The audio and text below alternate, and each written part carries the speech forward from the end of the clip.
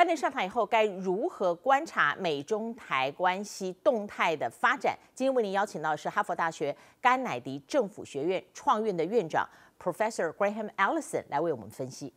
Professor Allison, good evening. It's great having this opportunity to talk to you. Would you like to say hi to everyone at Forum and our viewers in Taiwan? I say what a pleasure it is for me to have an opportunity to speak with you, and I only wish I could be there in person. I've said frequently here in the U.S. that we had the Taiwanese government managing our coronavirus crisis, we would have a much better society at this point. So your government and society has done a spectacular job. You're kind of the role model for the rest of us. And I was talking actually to Governor Cuomo in New York recently, and I said to him, do you know how many people there are in Taiwan? And he said, no, how many? I said, about as many as in all of New York State, and also most of New Jersey. And he said, wow, that's a lot of people. I said, and do you know how many people in Taiwan died from coronavirus? He said, no, how many? I said, 7. He said, what? I said, 7. Less than 10. He said, that can't be. But in any case, something that, so your society has done a great job, and I congratulate you. Professor Allison, first let me start off with a plain and simple question. Well, a change in administration is strained U.S.-China relations because during the 2020 presidential election, Biden had been pushed quite sharply to the right in terms of a much more hawkish voice on China. What does the Biden presidency mean for China? Well, that's a big question. Obviously, we're in the midst of a fairly dramatic set of events here in the U.S., simply getting rid of one president and getting the next one in office. The campaign, certainly China became a political football, Trump trying to blame China for everything, including what he called the China virus, and Biden in the realities of domestic politics, having to show that he was not softer on China than Trump. So I would say there's been a lot of political noise, but there's going to be a very sharp difference between the Biden administration and the Trump administration on China. And I summarized it for some Chinese friends in terms of 5 R's. First is going to be a return to normal. So normal in the sense of not policy by tweet in the middle of the night, but rather normal procedures. Secondly, there's going to be a reversal of a number of the mistakes that the Trump administration made. On day one, Biden will rejoin the Paris Accord, and he'll rejoin the WHO and a number of other organizations. There's going to be third, a review of Trump's so-called 159 accomplishments, but looking at them from the perspective of American interests. So actually, a number of the sanctions that were put on actually were counterproductive and hurt the U.S. more than China. There's going to be fourth, the realism about the fact that China is a fierce rival for as far as we can see. But finally, a sophisticated, responsible recognition that the U.S. and China live on a small planet where we have to coexist because the only alternative is to co-destruct. So sorry, that's a long answer, but I think we're going to be all safer in a world with President Biden. The Chinese government always testing incoming American presidents. What are the key topics that are going to define the U.S.-China relationship in the next 4 years? Well, again, a big question. I would say of the flashpoints that worry me the most is Taiwan. So unfortunately, one can now imagine accidents or incidents or even provocations that could occur in Taiwan that would set off a spiral of reactions that could end up even dragging the U.S. and China into a catastrophic war in which Taiwan and many others would be collateral damage. So I think one big issue will be war and peace. Another issue will be climate. President Trump tried to deal with that by simply denying it. Biden realizes we both inhabit a very small, contained biosphere. China is the biggest greenhouse gas emitter. U.S. is number 2. Unless we find ways to constrain these together, none of us going to be able to live in the climate in 50 years. And thirdly, in the domain of trade in particular, Biden understands that China is now a second backbone of the global economy. Other economies are not going to cut themselves off from China. The Trump administration attempt to have a so-called new economic iron curtain, not going to happen. Japan's number 1 trading partner, China. South Korea's number 1 trading partner, China. Australia's number 1 trading partner, China. So dealing with the trade issue in order to get a level playing field and to constrain the unacceptable behavior of China will be another big part of his challenge. Talking about Taiwan, Professor Allison, during the Trump era, a record $18.3 billion in arms sales was approved, and the weapon system have become increasingly advanced. We've seen high-level visits, and Congress passed the Taiwan Assurance Act. That is mostly symbolic, but still helps deepen the relationship. And Trump administration is lifting decades-old restrictions between American and Taiwanese officials. Can we expect this carries over into Biden administration? Will Biden use Taiwan to rattle China? Another excellent and difficult question. I'll try to resist, professors at risk of giving lectures on every topic. But I would say on this one, extremely complicated, because on the one hand, the U.S. relationship with Taiwan has been thickened, and Americans greatly admire Taiwan and the society and economy and polity that Taiwan has built. And so I think thicker relations between the U.S. and Taiwan is a good thing. At the same time, President Biden understands there's only one China. So there's no ambiguity about one China. The capital of one China is Beijing. There is not an independent country called Taiwan, and the U.S. is not going to recognize an independent Taiwan. The aspirations of Taiwanese today and of the Beijing government today are incompatible. So this is a problem that can't be solved, but it can be managed. And actually Biden, because he's watched this for many, many years, he's not a novice. He's a well-grounded, well-seasoned professional. He was chairman of the Foreign Relations Committee and watched this through the period now for 40 years.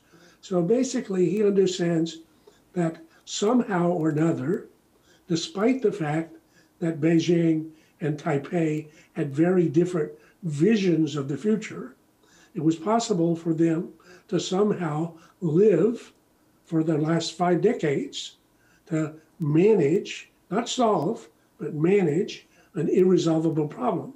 And the result of that has been the biggest increase in well-being for people on both sides of the strait than they've ever seen in 4,000 years of history. So I think Biden will be challenged to think about what could be a new formula, no longer the one nation, two systems, or one China, two systems. That's now exhausted. But what's a new a framework in which not happy, not satisfied, not solved, but nonetheless, Beijing and Taipei and the U.S. would all be better off than in the alternative, because the alternative of a war could turn out to be destructive for all of us. Yes. Professor, Trump's embrace of Taiwan as political entity separates from Chinese sovereignty has been the most galling to Beijing. However, some would argue that China could have become an even bigger threat to Taiwan if Trump served for 4 more years. Biden administration's China policy is expected to significantly, as you said, differ from Trump's. Do you think Biden's Taiwan policy would be more predictable? Absolutely. So Trump is nothing if not unpredictable to everybody. I think even to himself. He often doesn't know what he thinks until he tweets about it. That can be in the middle of the night. People who work for him, including many of my friends and colleagues, try to hope not to be awakened in the middle of the night with a new tweet discovery that announced policy has gone off in a new direction. So I would say Biden, we know, is a person who is normal. He's a very normal human being. He believes in predictability. He believes in order. He believes in orderly decision-making. He believes in orderly meeting. He believes in principles. So I think we have seen this political leader, Joe Biden. I now know him over 4 decades. This person is the person he is, and he's going to be the person he is. And I think actually he's extremely well suited for the challenge that he will face as our 46th president. Indeed. Professor, all eyes are now turning to how the incoming administration will manage its critical trading relationship with China. The cross of U.S.-China relations was never about trade imbalances. The real battlefield was technology. Biden said that he is not going to actually change any of the trade arrangement until he gets some leverage. What do you think would create a kind of leverage economically over China? Is there a possibility you could create leverage? Well, again, a complicated question. So if you ask about Trump's tariffs, is the U.S. better off or worse off as a result of them? So Trump said the problem was the bilateral trade imbalance with China. So that's the metric, the measurement. Has that bilateral trade imbalance gone up or down during the Trump administration? The answer is it's gone up. So the medicine that Trump administered to try to deal with what he said was the problem has not worked. Now, actually, bilateral trade deficits are not themselves a major concern. The problem of intellectual theft, theft of intellectual property, that's a real concern. The problem of protectionism and promotion of champion industries to the disadvantage of the U.S. and the world, that's a real problem. The problem, so there are a number, the problem of not having predictable, enforceable contracts, that's a real problem. But the issue that Trump faced or focused on was not the primary problem. The technology rivalry, you rightly say, is going to be at the heart of what is ultimately the rivalry between two great powers, a classic Thucydidean rivalry, as I've written about. So China, as it achieves the China dream, that is to make China great again, each day is getting bigger and stronger. And as it does so, it's encroaching on the positions and prerogatives that Americans believe are naturally ours after an American century in which we've been at the top of every pecking order. So I think the technology piece will become a more intense part of the competition between the US and China. And that's an interesting, complicated case for Taiwan because of Taiwan's Taiwan semiconductor as well as other Taiwanese industries. Taiwan is not just an assembler or manufacturer, but Taiwan is actually a player in this space. Yes, Professor, we read your book. In your book, you said China and the United States are heading toward a war neither wants. When a rising power threatens to display a ruling one, violence is the likeliest result. Between American first and the Chinese dream, do you think that war is inevitable with Biden in the White House? So let me be absolutely clear. So in my book, I say that what is inevitable is a genuine Thucydidean rivalry. China is a meteoric rising power. The US is a colossal ruling power. As Thucydides taught us 2,500 years ago, when a rising power threatens to displace a ruling power, tighten your seatbelt, danger ahead, most often, not always, but most often, war. So in my book, I look at the last 500 years. I find 16 cases when a rising power threatens to displace a ruling power, 12 end in war, but 4 no war. So no, war between the US and China, not inevitable. It's just if we accept diplomacy as usual or business as usual, we should expect history as usual. And history as usual would be a war, even a catastrophic war, that neither the US or China wanted, but Germany and Great Britain didn't want a war in 1914. It was just an assassination of an archduke that triggered a spiral of reactions that dragged people to a war nobody wanted.